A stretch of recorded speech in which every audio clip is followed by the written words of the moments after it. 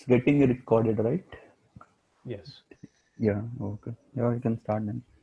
So our first question is like a reverse string. We are given a string and an integer k.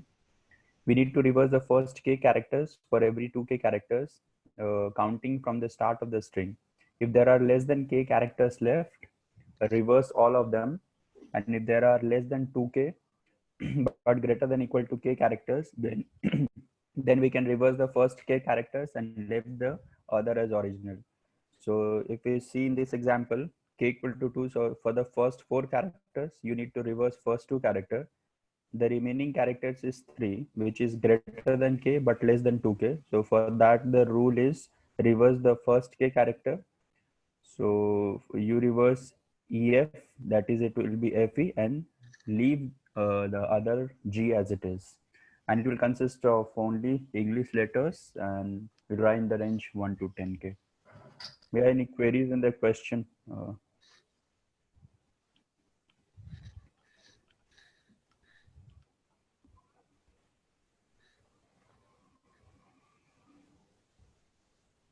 Well, the question looks very straightforward. Yeah, Yeah. So, the rule-based kind of. right. So you are Yeah, given a string and then k, and you just need to reverse k elements in a string of a 2k string, yeah, right? Yeah. yeah, And so if the string length is lesser than k, you just reverse all of them, lesser than or equal yeah, to k. Yeah. yeah, exactly. Yeah, So on to. yeah, so the way would be like, do the same thing what I said, like you start iterating the string and look for Okay. the first k characters, and then find the left and right index, and keep on swapping left and right, and increment left and decrement right till you hit the center, Yeah, and then again move both the pointers to the k plus 2k position, yeah, and then start again till you don't hit the end of the string. string. Yeah. Yeah. So that can be done in place, or maybe you can use a extra output string, Memory. yeah, an Yeah, yeah, output string, or maybe, yeah, because anyway we have to return a string. So yeah. even if you use an output string, that won't be counted, and that is what I think in the space complexity terms. Yeah. And and the whole iteration will be done in O of n. One pass now. Yeah, one pass and O of n. So I don't think can do more optimization in that. Yes. Yeah. Yeah. Yeah.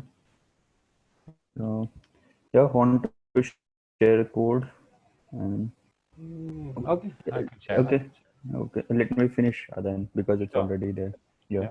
It's like normal rule based. I have calculated the length. Now what they are saying that if your length is less than k, you just reverse the entire string. This is what I'm doing. And if it is greater than k but less than your 2k, just up to k, you reverse them, and remaining, that is, you just reverse the first k characters and remaining as it is. And for rest of the thing, just I'll iterate through the entire string from I to I plus k, you reverse them, and remaining just append that string to itself. So this is the like language based mostly. In Python, it's slicing operations are there, so it becomes easy. Okay. So Yeah, in your statement 4 and 5, yeah, so you are looking for the first part of the string, right? yeah. And then you are actually going for the next part in the for loop. For loop. Or It is a base condition kind of. I mean, you can okay, start from here. In case if you hit like situation like this, then you do this one. okay. Sorry, Yeah, yeah. yeah. Mm. So it's just looking for those corner cases, and then Corner actually you're going cases. for the for loop. Okay, For loop. got Yeah. it. This is the yeah. Wonderful, yeah. Yeah, yeah. You can share, I think. Or any queries in this? Anyone?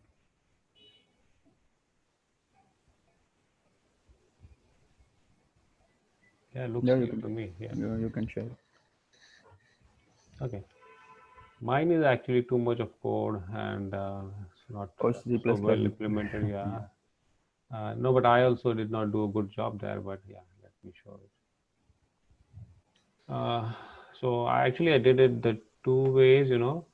So the Yeah. first one, which was too bad, I would say. So what I did No. is I'm using a string res, an output string, you know, as I said, an extra Mm-hmm. string, and I'm going Yeah. through this. N is the size of the string, and I'm using this pointer to iterate, and then I'm using a flag to flip both of them. So the first time I call this function, which reverses the string starting from ith index to number of k, Okay. yeah, Mm-hmm. to the length k, and then it reverses the flip flag, and again do a substring when I come back in the next iteration to look for the normal one, right? So here it doesn't do any in the line 33 and 34. It doesn't do any reversing, but it only reverses on 28, 29. 29. Yeah. Yeah, and then keeps on appending to this res output. And then I keep on incrementing the ith index over here, minimum of k or n, and at the end I return res. So the reverse string is a very simple one, actually just goes in and takes the substring of that particular string, Yeah. and then it A gets, given index. yeah, Yeah. then take the left and right pointers and then do a swap, doing an explicit swap over here. Yeah. So yeah, so slightly more, and the other approach was, you know, almost similar to yours, but yeah, so have this one, this index, and again do the while loop. Throughout the string. Yeah. Yeah, Mm-hmm. and this is a start and end. Start with I, and ends with I plus k minus 1, right? So that would be the max, and then actually look for end. If it is greater than n, you just concatenate to n minus 1. Oh, sorry, you know, you know, Yeah. yeah, end it to n minus 1, right? Or else you come to this while loop and swap it, and then increment I index by 2k, and then return s, right? Yeah. Mm-hmm. So these are the two, but still the time complexity is not so good. It's okay. Maybe there are more It will be better ways to solve order it. of n only, right? It will be order of n. No. Yeah, I'm doing it order for n as well as doing in place in this case, but still, if you look at the Yeah. time, it gives me 20 milliseconds, but it's only ML. 7.03% of C plus online submission. So maybe there are more better things people are doing it. I just wanted to highlight that. I don't Oh. know. I couldn't understand what more I can do in this, but this was it. Yeah. I mean, it's look fine. I mean, so if anyone other than like these two, what we have discussed, something. Yeah, we should actually ask Mm, for that. That's true. yeah. I think there's something on the chat. Yeah. What is Oh, often is the time complexity notation. Yeah, so my reply yeah. for that. Yeah, yeah, you can cut string to 0 to k and k to n. Yeah, that can be done. And Yeah. then yeah, Suresh is saying, and you can reverse it, and also you can use a recursive way of doing that. Yeah, that's a good one. Yeah.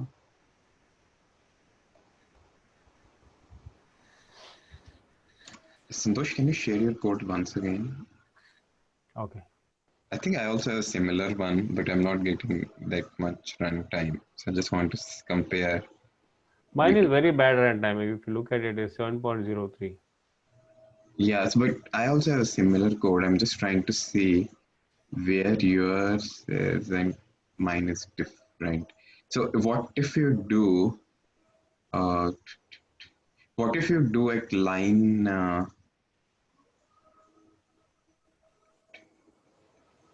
I think I also have a similar one. So I don't know why. If I can show mine and then we Yeah, can all, please. Yeah, like, let that me would be share very it. cool. Yeah, sure. Though I'm not sure, but sometimes I have noticed that lead code, even though there is no extra memory and few just couple of lines of code, and lead code shows that very bad runtime and memory. Yeah. And then you have to do something with the STDIO streaming there, right? Yeah. So, So so I think both the codes are almost similar. Mhm.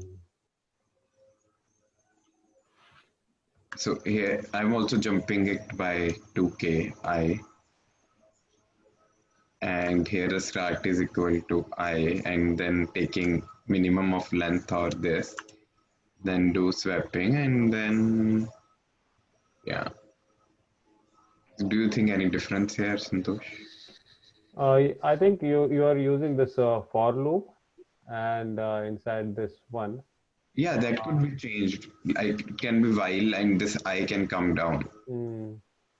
Maybe you So, are doing an explicit swap, right? So that might be more efficient, I would say. oh, I'm put that in a character array. So I'm not changing the same string. Mm. Okay, because you are getting only 1 millisecond. Yeah, that is a great time. Yeah.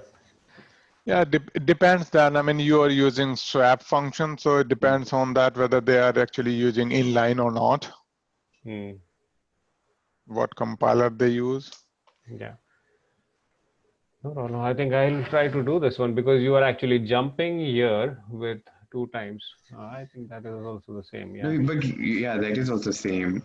Like we are doing for k and then jump by 2k. Hmm.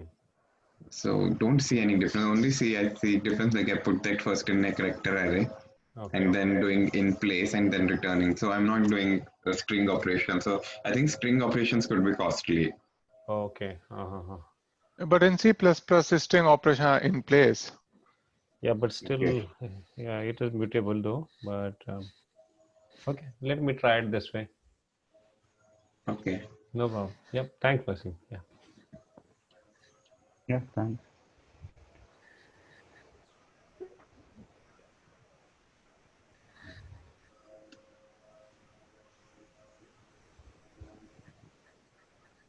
Unshare. Yeah.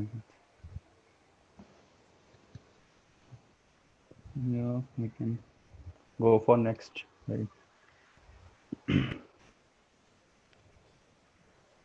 So it's the longest well-performing interval.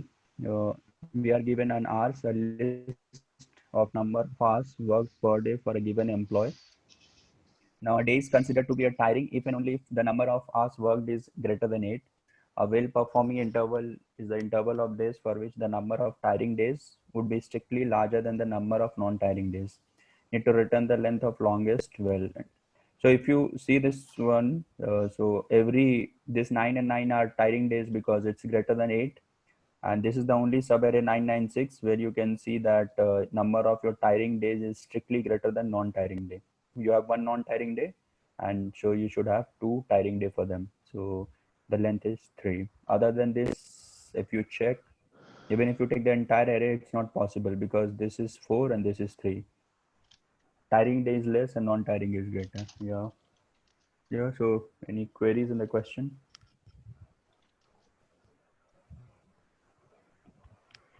Hello. Yeah, sure. Yeah, it's audible.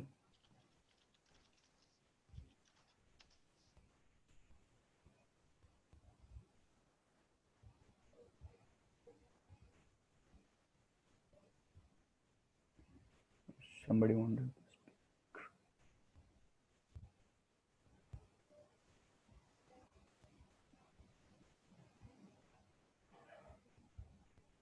Yeah. Actually, this problem is something very different Yeah. than it looks over here. So you are saying you are having an array of hours, right?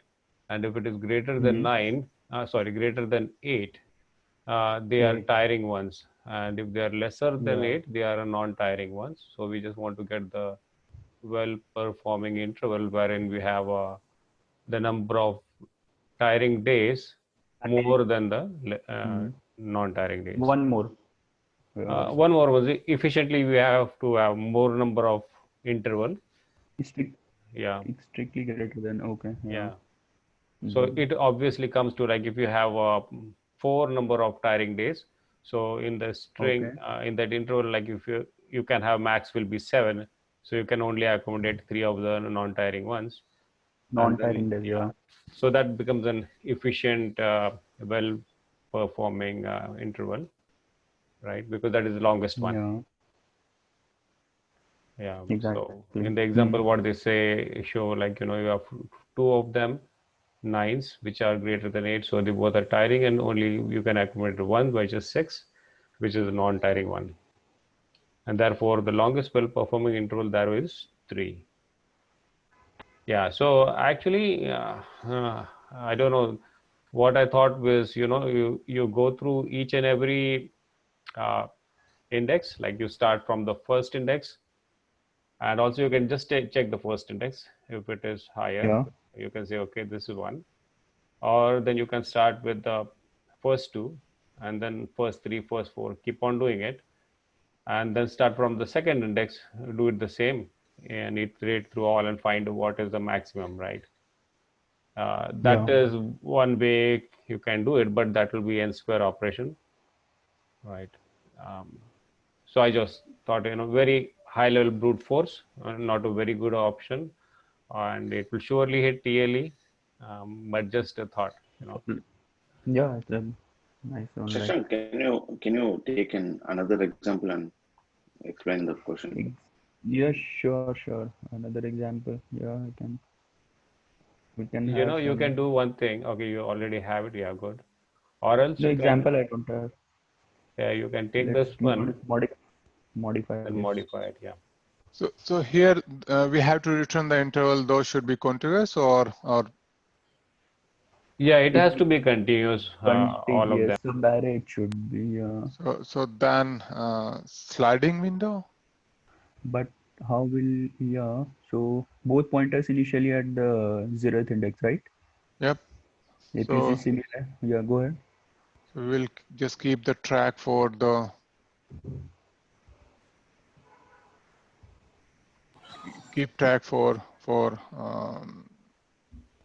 both the performing and non-performing, and as soon as the performing exceed, we have to get the size for that window. And you have to make sure this also tiring days should be strictly larger. This one, how will you take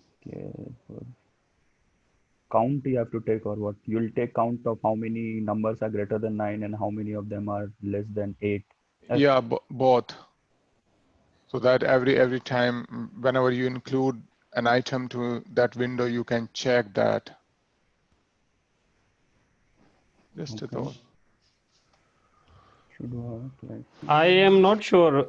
You know, that is a very good thought, but not sure really. Means I really couldn't understand. I also thought earlier how sliding window. But sliding window, you know, the end condition or maybe moving of the second pointer is slightly tricky. You know, because what happens now in this case, you see 996. What if there was 666, then 999, and then again 6669? You know, so it might be you have a larger interval in middle. So I couldn't figure out how I can move the left pointer or maybe a slow pointer. Yeah, so the slow you will move that as soon as you actually you are violating the condition, so you will move.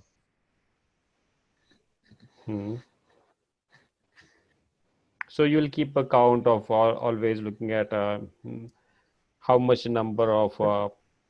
But how can you keep it for a contiguous one? You know, like the non-tiring and tiring. Or you whether the current window satisfy the condition what we have. Yeah, that would be a very good option of solving it in O of n times, but I found it slightly trickier. Yeah, without an extra also, it would be the best option. when I looked into this problem, I could make an assumption like I don't need whether the value, what are the values. I just need to know whether the value is greater than 8 or equal to or less than 8. So now if we assume, if we replace the whole array with ones and negative ones, 1 represent greater than 8 and negative 1 represent equal to or less than 8. Like I tried with that, but I was stuck with some place. So then the Yeah, problem, that. yeah, Go ahead. go ahead. So then the No, no. problem is interval until we have more number of, or we can make ones and zeros, and we can find the interval which has more number of ones than zeros or something like that. Then I tried with some kind of modified cadence algorithm or something like that, but it didn't work out. So you're trying to do with the prefix sum, right? Yeah. So Okay. replaced all the greater than 8 with ones and less than with minus ones. So I tried whether is it possible to find with the like cadence until I get the positive greater interval. Then I maintain the maximum length, and otherwise if it's negative, then I make it to 0. But it was not working for the case where we get lesser number, like less than until some point we get a negative number, then we get the positive numbers. Like first we get few less than 8, and after we get the values greater than 8. Then I was not able to calculate that. I was starting from the greater than 8. So that's where I stopped. Yeah, then that's a good option actually. Yeah, that's a good approach. Yeah. So this you did first, right? For 9, 1, then next time it will be 2. Then when you see 6, you'll reduce it by 1, right? Yeah. Then 0, -1, -2. After that, what did you do? Actually, that will be -2. Last one is Oh, Minus one. minus Minus one. minus 1. yeah, correct. So like so I move on until I get 0, then I start again from 0. Like until here I have a maximum length of 4, right? We have a maximum length of 3 until 6. yeah. So I maintain that, Yeah. make everything 0 and move on like that. Yeah, so he was using the cadence algorithm to find the max value, like 1, 2, 3, 4, right? So the first maximum, whatever he gets, he will store the start and end. Yeah, but when you actually in this problem, what happens when you come, as you said, Dilip, that if you don't have this first 9s, but you have 6, 6, 6, 6, then 9, 9, 9, 9, then you have a problem there. So I thought of trying with the straightforward array, then I reverse and try to find in that too. Then I take the maximum both of them, but even that didn't work. Okay, yeah. It's a very weird kind of problem, right? I mean, I haven't seen such like any similar pattern problems. Yeah, but it's slightly tricky. Out of track, yeah. There was a solution similar to this approach in discussions, but I couldn't understand it. But we all are actually on the same path. Dilip, you, and as well as Praveen, Praveen, yeah. So all of us. I mean, everybody got. Sorry, what if we apply maximum subarray on the newly formed matrix, like my array, like 1, 2, 1, 0? Yeah, so if you actually, for the maximum subarray you can do, the normal one way you can do, like you iterate, I was explaining, right? You can do it n square operations, start with first and then go for 1, 2, then go for 1, 2, 3, then 1, 2, 0, and odd. Yeah. And then you start from 2 to 1, and then you can find what is the maximum. So that is one way, but actually you will hit on a TLE, right? So anyway, what you said is right. You have to find a maximum subarray. Yeah. That is Kadani's what he was using. Yeah, so he was trying to use Kadani's algorithm, but I think there is some other optimum way of doing it, and that is what the whole trick is. That's a very small thing what you need to take care of it. Yeah. So what I found is, whenever you are actually iterating through the array, and and whenever you find some of the value which is actually greater than 1, right? So that is actually your, what do you say, the best point, you know, Answer. answer, right? When you start from 21, okay, so on the 21 line for the first one, the first index is 1. So you store that value. It is 0 position, right? Index of 0, but Yeah, you yeah, can yeah. say 0 plus 1. Then you go for 2. Yeah. Okay. Yeah. Yeah, you can go ahead with that. Yeah. No, no, So carry on, carry on. there are I'm only just, two conditions, right? One is you have to look for the positive value. So the last positive Okay. value on the right side, that will be your complete sum. Or else when you hit onto anything below 0 and -1, then actually the other trick is, which is slightly complex. Correct. Yeah, that previous, yeah, Yeah. exactly.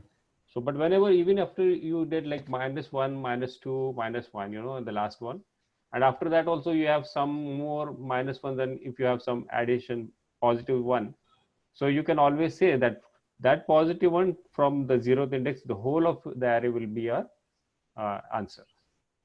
Answer, yeah. Yeah.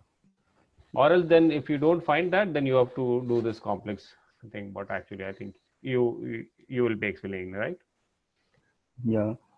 Yeah, actually, I mean, I also saw the solution. Like this area, I was getting confused. This one, I'll tell you what I like. This is a sum. I mean, I made a dictionary. Okay. Now I'll iterate through the index and the number. The moment I see this number is greater than 8, I'll increase the value of sum by 1. Until that point, I'll say that at 0th index, the length of my subarray is 1. That is the longest subarray.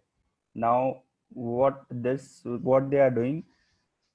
So if sum -1 you do, you will go to 0, but 0 is not there as of now in the cache in your dictionary, right? There is no sum of 0 till now. So we'll skip this and we'll, corresponding to the 0th index, we are setting that we have seen a array of length 1 till now.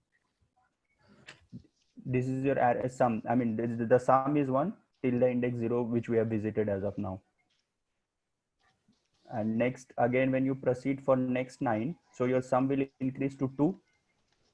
And again, you check 2 minus 1, 1, whether 1 is present in your cache or not, in your dictionary. Since this 1 is present in your dictionary, we are taking the maximum of this portion. I'm getting confused why they are doing I minus caches sum of -1. Yeah, because I is the position where actually you are currently, right? Because you have found some value which is lesser than 0 and lesser than or equal to 0, correct? So that is the right candidate, and prior to that you're trying to find out what is the other position. So from where you can start, which is the best bet for this, for that particular location. I tried to debug it, but I was getting stuck. Yeah, so in a, you know, in this your this line 21, okay. So whenever you are at, suppose if you are at something like -1, right? So the last -1. So when you are at the last -1, so what is your index there? 3, 4, 5, 0, 1, 2, 6, 3, right? 4. Yeah. Oh, last -1. Huh? Yeah, 6. last -1, 6, right? So this is 6. Yeah.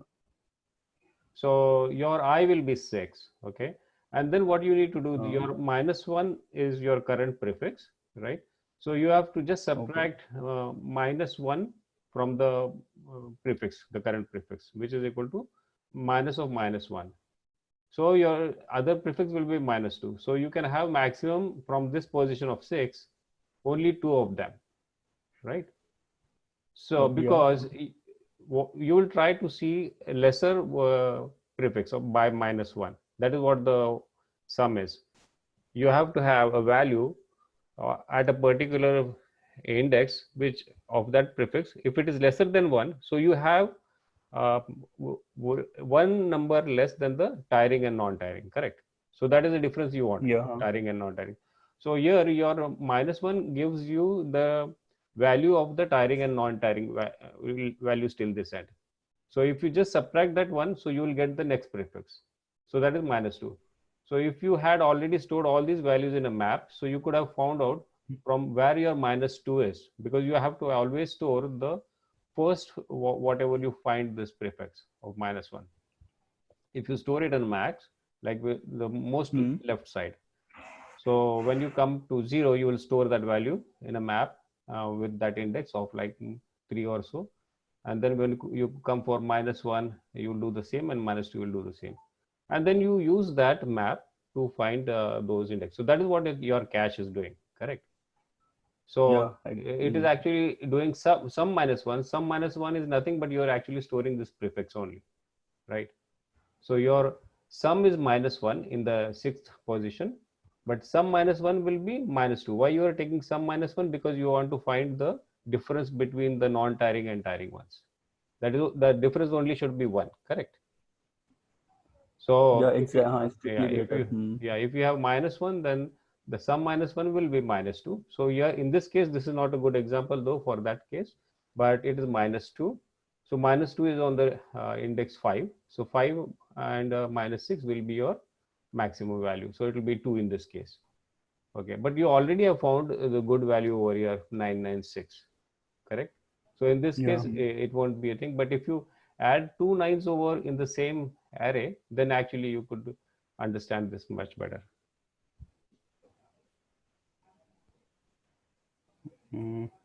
Also, the reason we are taking this one is like we are checking earlier. I mean, just to make a differentiate whether your non-tiring is greater than tiring by 1.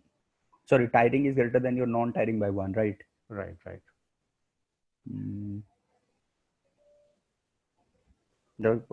Yeah, that's a nice one. Yeah, so this is the complete thing. What you did is only the this is slightly tricky to understand, the 9th and 10th number, but there is nothing other than that. Is the same thing.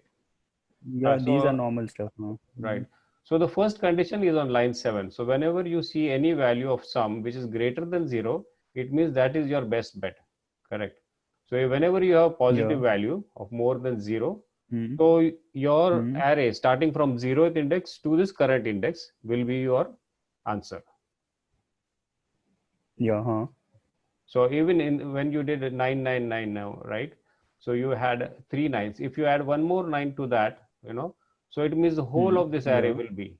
So because if you do this prefix sum, what you did, it will be converted to a positive value now, right? Now the last index is -1. So now if you have added 3 of them, they will be more than 0, right? Yeah. So if you just look for that value, then you can find, the whole of array actually fits in that tiring, non-tiring, well-performing interval. So that is very important, or line number 7, which will give you the correct answer. But if it is not, you can't find this value of a positive value. It might be possible, you won't find that. So you have to just look for the negative values. In the negative values, how do you find it? So this is the way you can find. Like you look for an index, then subtract -1 from it. So you get the next index of it. Means the left side of the index interval. And you return that.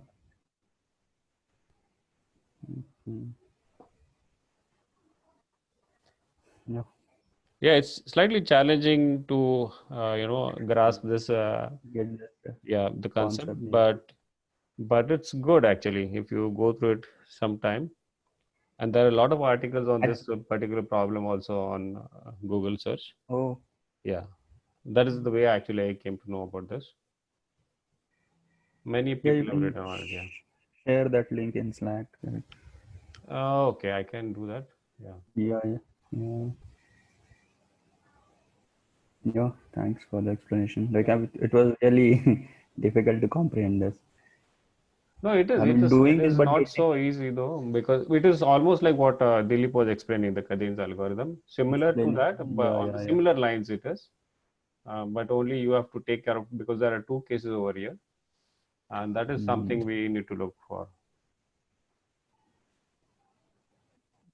So in my case, I'm doing exactly the way you did, but only thing in your else part, I am using an unordered map. So I'm just what you say? You can share it. Okay.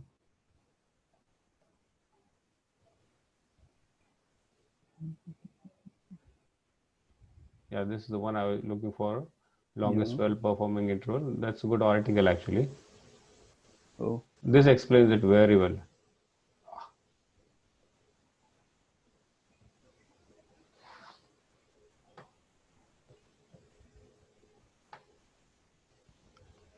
So the way I did was using an unordered map, and exactly the way you are doing. I'm just using a score value, something like that, to calculate what is the current prefix sum till this point of the 1 and -1. And then whenever I get a 0, I said, like you are showing, there are two cases. One is if it is any number greater than 0, so that is your answer, because that current index and the leftmost index, which is the 0th position, is your whole array will be your answer. And if not, then you come here, and the first thing what I do is if I find if the score, that is the prefix of a 0 and -1, if it is not there in the unordered map, I push that first. Okay, once I've pushed that, then I look for the difference of -1. So when I look for the difference of -1, I find that, then I just take that value with subtract that from my current index, and that is my answer. Because you just want to look 1 - 1 value lesser than this current in prefix, right? So that gives you your difference of well performing interval, and that's the only small thing. So if you do that, then you get the answer, and then you return it. And your map is the only thing. What you do is you always store, whenever you look for a value, whenever you find that value, first value on the left side, that will be stored forever. So even if your array is very big, and if you still want to look for a -1, the very left value at the very leftmost part will be the first one. Even still you have many of -1s in between, they won't be taken into care, because your -1 will be the longest interval, correct? Because that is the leftmost value. So that stretch will always be a bigger one, correct? So that is the way the whole trick is. So I found the unordered map slightly more, intuitive to understand. Because there are many other ways people have done it, and they are very complex for me to understand. But this I found slightly better to understand. And actually, this guy actually helped me a lot, the whole of it, longest well performing. So it falls under which kind of problem, like maximum it is called as maximum sub-array problem. Yeah. So because I started with the very basic one, what I did is, I explained you, right? So I started with this one, not this one, this one, the for loop one. Okay. So just look for each and every for loop and find the range sum. So this is the way actually I started understanding it much better. First, you completely form a prefix sum. Okay, the way you are doing it, plus minus minus 1. And then you run for two for loops. One is I equal to 0, and the second one is j is equal to I. So you are actually incrementing it one by one on the right side. And then at the end, when you do for all of them, and then you increment the left one by one index, and then do it. And then you do a range sum. So range sum is nothing but you actually count all the indexes from that and find out what the value is, right? So because here in this p sum is nothing but the prefix sum, so I pass on this I and j value, and when I pass on the I and j value, I look for like I minus 1 is the same, like if you have a index of -1, right? So if you go to the extreme left side, you just find out that value, and then you have to take this j value. So you don't have to add 1, right? So therefore I minus 1 in this case. Right minus left, it will take the entire size that. Yeah, then it will give the complete size. So it is. It shouldn't be right minus left plus 1, or only right. Yeah, minus because I'm just doing it -1 over here, so you don't have to add 1. Yeah, right. Okay, got it. So this is the same thing, but in range sum you actually have to calculate, add each and every element. But this being a prefix sum, you don't have to do that, right? So because you already have those values in the prefix sum already calculated beforehand, right? So that saves time. But on this, this works fine for most of the cases, but only for the longer arrays, it hits on a TLE, and then you can't proceed. So there is no other way than this way, what we actually did. This one. Dictionary one, yeah. Dictionary one. That is the best way. But there are other ways also people doing it, using this. This was very hard for me to understand. It took a long time. Yeah, but now it slightly makes sense, but it's not so easy. because they are Yeah. storing that index in different ways and different sizes, to get the, but everyone is coming to that, finding the index of the first one, But yeah, the leftmost value. The that one. prefix, yeah. Yeah, it was nice. No, it's slightly tricky. It's not so easy. Should come under the hard. They have given under medium. Yeah, maybe. But if you go through the article, you'll come to know most of it. He has explained all the brute force, optimized brute force, offense solutions, very well actually documented. And he has given a Python code also. Yeah. So I think you should read this. It's not too much, but it gives a Good to very go complete through. gist of it. Yeah. It's good reading. I'll post this in Slack. Sure. Yeah, post.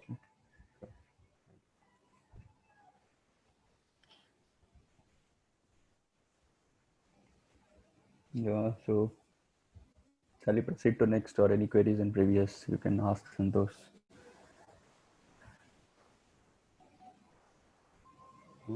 Yeah, that's okay. Yeah, I think. Yeah, let's move then. Yeah, in your case, the cache itself is your map, no? Map, yeah, that's the dictionary. Map.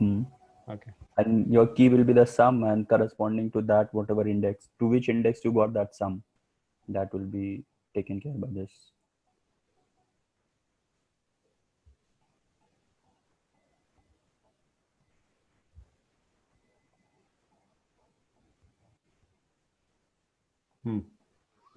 Yeah, you are also doing the same thing, right? Sum minus one is the same thing. The prefix When I minus one. saw I saw the from the solution section, but I tried to debug it, but I was not able to comprehend that concept. Yeah. We'll go through that blog. Yeah, if you go through that, you'll understand it. Yeah. Yeah. Exactly. It takes some time to get there, but yeah. In my concept, yeah, we can proceed to next. Could you please share that link in the thread? Sure, I'll do that. We'll share it in Slack. Great, thank you. Yeah. So let's proceed. Maximum candies you need to get out of the box. N boxes would be given, and each of the box has status, candies, keys, and these are the arrays where status I represents whether your box is open or closed. If it is open, will be given by 1. Closed means 0. Candies represents how many candies are there in each of your boxes, and keys represents the indices of the boxes you can reopen with the key in the given box. Container represents an array contains indices of the boxes found in box 1. You will start with some boxes given in the initial box array. You can take all the candies in an open box, and you can use the keys in it to open the new boxes, which you can also use boxes to find and return the maximum number of candies. Okay, let's boil down to the example there we'll get. So these are the status. They are showing you the box number 0, box number 1, 2, 3. It's showing whether your box 0 is open. If it is open, it will be 1, closed, then 0. And in each of the boxes, box number 0, you have 7 candies, in box 1, 5 candies, and so on. And these are the keys to unlock some of the boxes which are closed. That will come to example. And contained boxes is like in box 0, you have inside box, in box 1, it's box 1, right? So in box number 0, you have 2 more boxes. That is 1 and 2 are present inside it. I'll show you it with a diagram that will be more clear. See, this is the status. So what they're saying, this is your box number 0, box number 1, box number 2, and this is box number 3. So initially you have box number 0, which is this. And since on 0 it is marked as 1, that means this box is open to you. Now next, if you see inside box 0, you have 2 boxes, that is 1 and 2 are present inside it. So box number 1 is this is, and these are the 2 boxes. If you check box number 1, that is 1 is closed. So this is 1 which is closed, and 2, if in this index 2, if you see, it is open. So this box is open. Now if you see box number, when you go to the 3, this is contained in your box number 2. This is your box number 2, right? Box number 1 is closed. Yeah. Now box number 2 contains your box number 1 again contains box number 3. If you see this, you'll have key for the, in box 2 you will have the key for 1. So this is the key 1 to unlock this box. In 2 you are having the key 1 to unlock this box, and box 3 is inside your box 1, which is again closed. 0 stands for closed. So this is the entire picture of what is there. One thing, when you are showing in the box 2, okay, I understand, like if you, the bigger one, what you, That is box 0. that is box 0, right? So inside you are having Yeah. box 1 and box 2, okay? Yeah. So you have shown 0th box is open because it is open state, yeah, the first Open, one of yeah, S. this top. Uh-huh. Yeah. And then if you go for the 1, which is the state is 0 in the S, right? In the It S is array, closed, yeah. it is closed. Mm. That is correct. Mm. But if you come to And it 2, is, yeah, so 2 is open, right? But you is are open. saying there is a key of 2 is 1 containing a in, key 1. but I see key is in 3, right? No, Oh, 0, okay, 1, 2. okay, 0, 1, 2. Oh, sorry, Yeah. sorry, yeah. 2 is My containing the bad, key yeah. to open the box 1. Correct, yeah, Yeah, you're it's right. open. Yeah. So this is the entire picture, and you'll have Okay. candies inside this. Like box 0 will have candy 7, and box 0, 1 will have candy 5. That is, inside this box we have 5 candies. Box number 2 will have candies 4, and box number 3 will have candies 100. I mean, it's 100. Okay, so and one, like, if you see, they have given you initial box to unlock from 0. So they are telling you to start from 0. So if you start from 0, this box is open. So when this box is open, I'll take 7 candies because it's open. Now inside this box 0, I'll go to box 2. Box 2 is also open, so I can take 4 candies. Now 2 is containing the key to 1.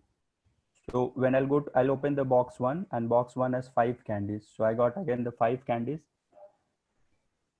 And rest, there is no way by which you can open the box 3. So this is the final 7, 4, 11, 5, 16 candies at max you can select, because you don't have any key to open the third one.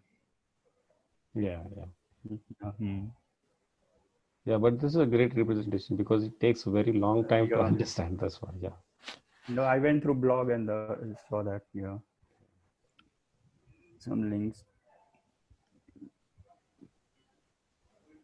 Because they have made it confusing. You have keys also, then you have contained boxes also. And then your candies values are fine. The status is fine. But I couldn't make out, like, if you have a status of a box. These two are confusing. Yeah. Yeah, the key, why you have an array of arrays, right? And yeah.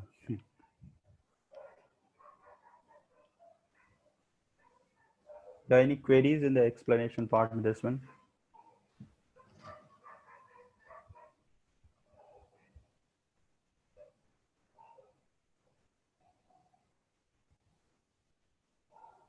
It is kind of a graph problem only, right?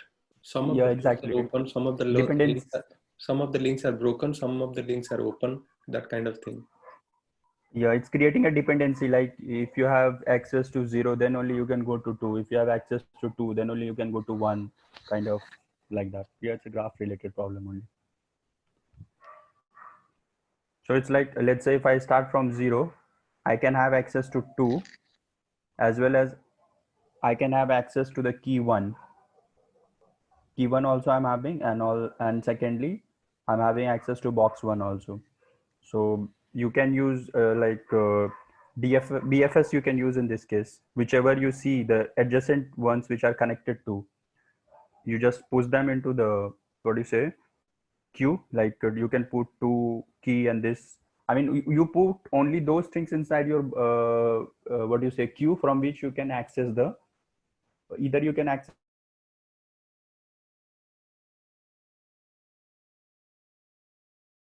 Sorry, Shashank, your voice broke. No, Shashank, actually, I think he'll left. Maybe he'll rejoin. Dropped? His call dropped? It looks like, yeah, he'll come back. And because he is host and therefore it is showing. Hello, Shashank. Hello. Yeah, maybe we'll come back. Okay. Yeah, let's continue discussion in that. So basically, it seems like we have got a graph problem and we have got a starting node.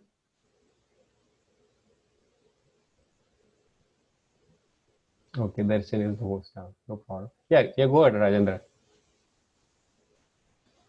My reference is gone. I was looking at that picture and saying.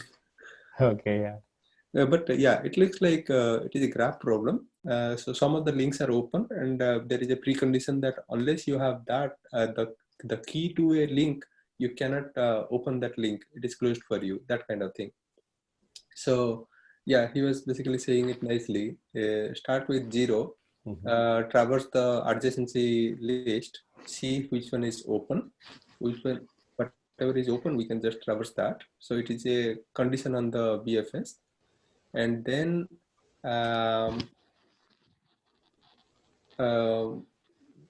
whichever are open, we can start collecting the candies. So that is a global counter. I can't see more farther than that. The limiting condition will be what? The limiting condition is, okay, so when I'm visiting a box, when I'm saying I have visited it, I collect the candies. So the ones which are closed, I cannot visit because I cannot simply, they cannot be added to my queue. They are closed. Right. Once I have a key, I have an option to open a box. So unless I do it, I mean, I'm just throwing fragments here. No problem. Yeah. Yeah, that's right. So I think what he was talking exactly the way you are saying.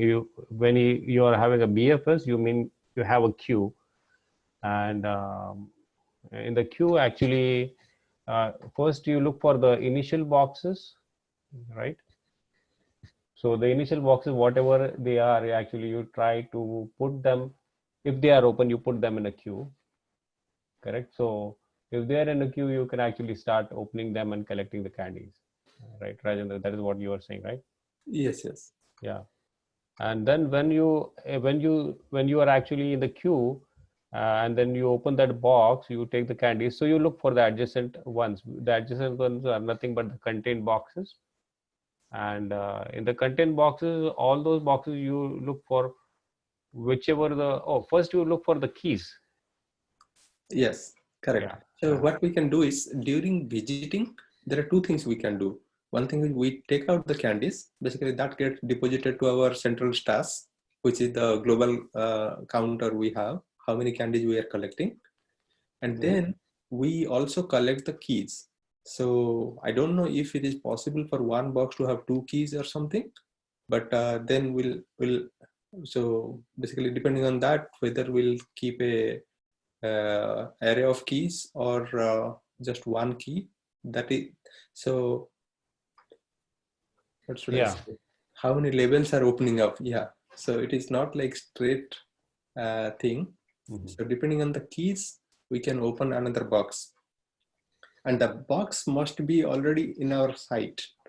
So unless I go to a what should I say? It is a very interesting problem actually, but so it is a graph. Few of the edges are not, few of the edges needs to be unlocked and they need a key, and those keys themselves are found in other boxes. So okay, in the graph BFS analogy, we'll start with our initial one, then we'll go, basically we'll collect the candies and mark it as visited, then we'll go to its adjacents and we'll see whether we have a key to open any of them or any of them are already open. So the keys probably will keep it as a set so that we can simply see, okay, currently I'm examining box 2. Do I have the key to, and it is closed, do I have the key to open it? If it is not, then let's go and find out the next box. Yeah, Shashank is back. Yeah. Yeah, you're right actually. Yeah. So So- it could be possible that if I see here correctly, understand this correctly, so we may have the key, but we cannot directly access that box because that may be inside another box. That is the adjacency list, right? So yes, that is always possible. That's why I'm saying to keep a set of keys, and adjacency list is only the one which are the true boxes we are visiting. And while we are visiting, we can say, okay, I came across box number 2. Do I have the key for 2? I mean, sorry, the 2 is closed. And do I have I need a key. Do I have the key for 2? If the 2 is open, then I can simply mark it as visited and start processing it. yeah. Yeah, as you said, there are 2 levels of processing in a BFS. So it's slightly modified way of doing in a BFS. Yeah, I agree. I think Shashank is here. Hello, Shashank, can you hear us?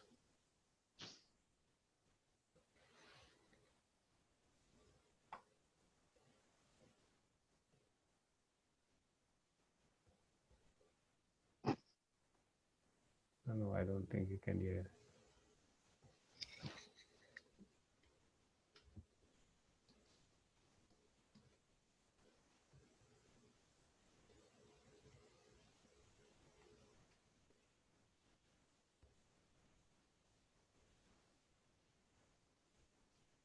Yeah, my microphone was off. Okay, good.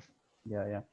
I think I listened to the explanation what Rajendra gave. It's exactly the same thing. I mean, we are using BFS. So what I'm doing, just I'll put only those nodes in the queue from which I can get candies directly or keys for someone else. So this is available. So they are telling you to start from box number 0. This one. So available is like, let's say if you have visited some of the boxes. I mean, it's like you passed initial box to it, right? 0 number box you passed to it, and it has the access to open other of the boxes. Now within that closed box, you might be having some of the keys or some of the boxes which you are not able to access. So those things you will keep in your available. And visited is like once you have processed some of the boxes, next time if you found it again another somewhere kept in another box, then that will be, you don't need to recurse it again and again. So the thing is, when you can only open a box if its status is 1, correct? Yeah.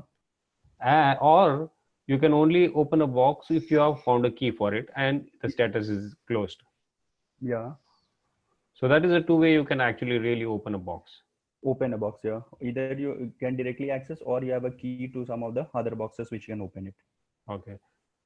I was just trying to understand whether my thoughts are clear. No, it's the same Okay. only. So simply like I'll start popping that box from the queue and get the candies, whatever candies are present in that box, I'll append it to my result. Now you go to the container boxes, which might be containing, what you say, already some of the boxes inside it. If you see that the box which is contained is already visited, then you don't need to again process it. Just continue, and once you continue, and whatever boxes you have inside that particular boxes, keep it inside the available set so that next time you can do processing on it. And just check the status whether it is open or closed. If it is open, then append it to the queue, and since you have visited it, you do this. Same goes for the key also. Look for the key. If the key is visited, then just make the status of key as 1. If it is present in available, that means it is giving you access to another box to open. So append it in a queue and add it to a visited set. At last result, return all the candies whatever you have seen till now. Okay, so here in our case, the adjacency list is for only the contained boxes, correct? Because that is yeah. So that is the reason you are actually going through them and putting them in a queue. That is first thing you are doing. Available box. Yeah. And in that, again, you look for the keys also. If they are there, then you put those also boxes by setting the by setting the state also, right? State to 1, so that it means that they are open.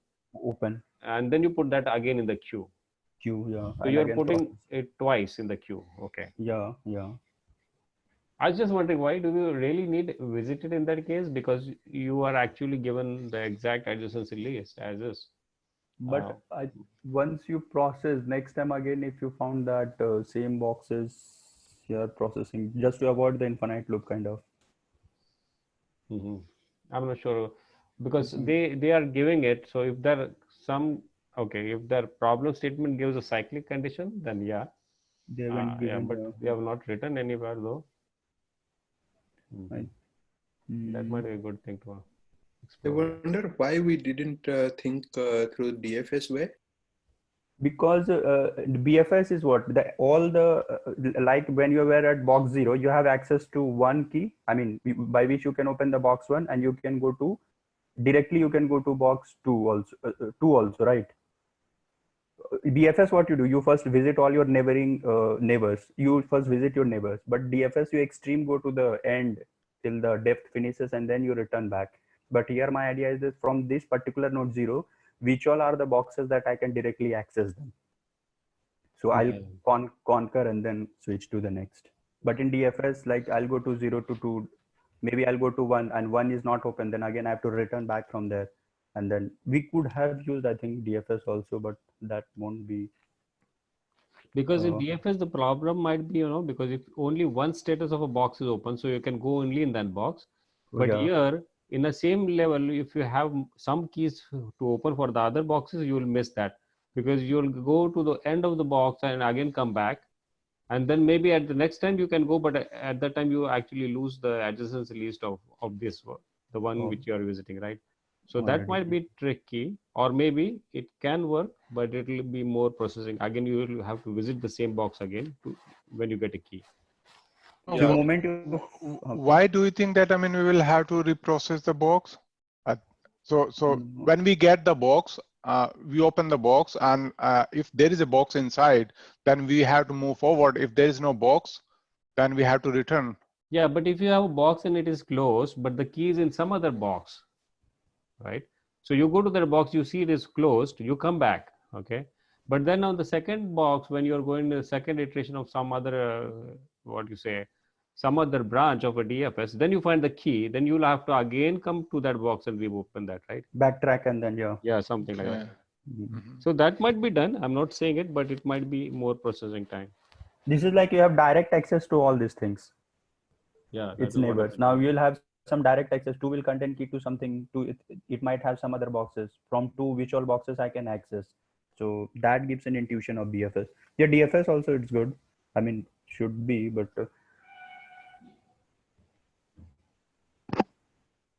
but I've seen whatever the discussion sections, people using DFS.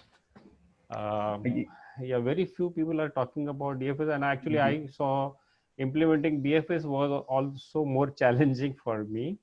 So it involved a lot of time to understand that. So I didn't go in exploring the DFS way. That is what I would think. But then when you Praveen came up with that, and I thought, wait, maybe over to actually explore it again and see.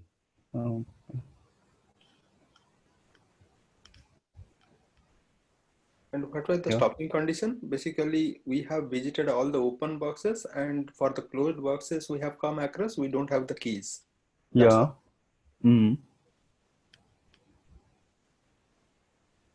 Yeah, people are doing the DFS way also, right?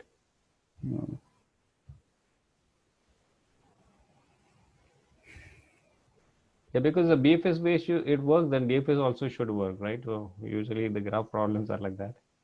I think straightforward getting that intuition was a bit out of box.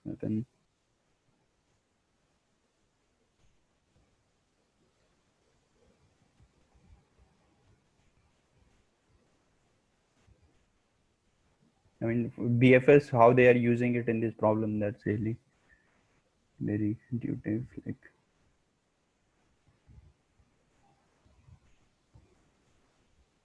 yeah.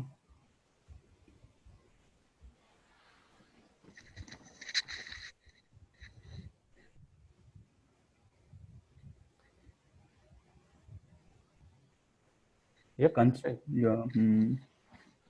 So there is Yeah. a big list of constraints. That is what I was also coming to. Yeah. Yeah.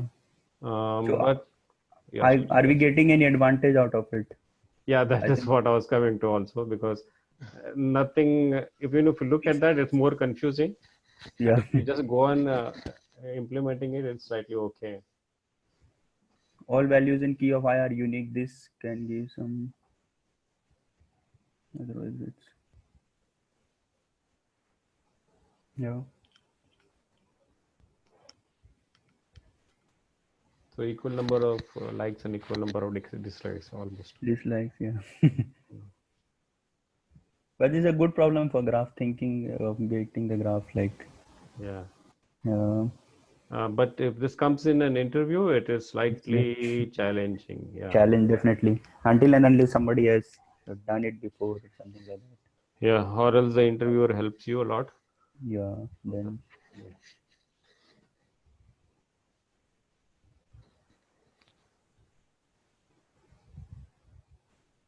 Yeah. Any queries in this further? But still, this is a doable problem than the previous one, I would say. Previous was really. It was It's more like- difficult to even Yeah. come up with a solution. Other than the brute force, Yeah. Then Other- that optimized one was bit challenging one. absolutely. Hmm. So Praveen, do you have any DFS way you wanted to share? No, Okay. I have not even actually solved this problem. So I was just thinking.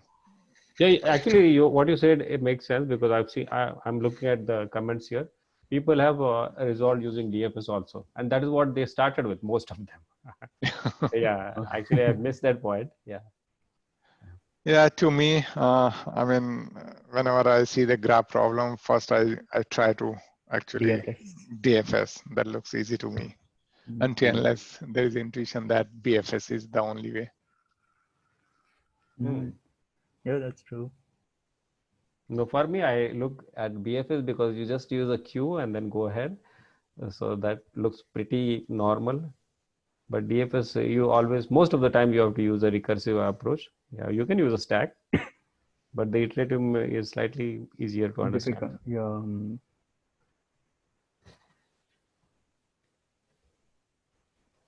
Yeah. Hey, Shashank, just one quick Sure. question. So what if the contained boxes are all empty and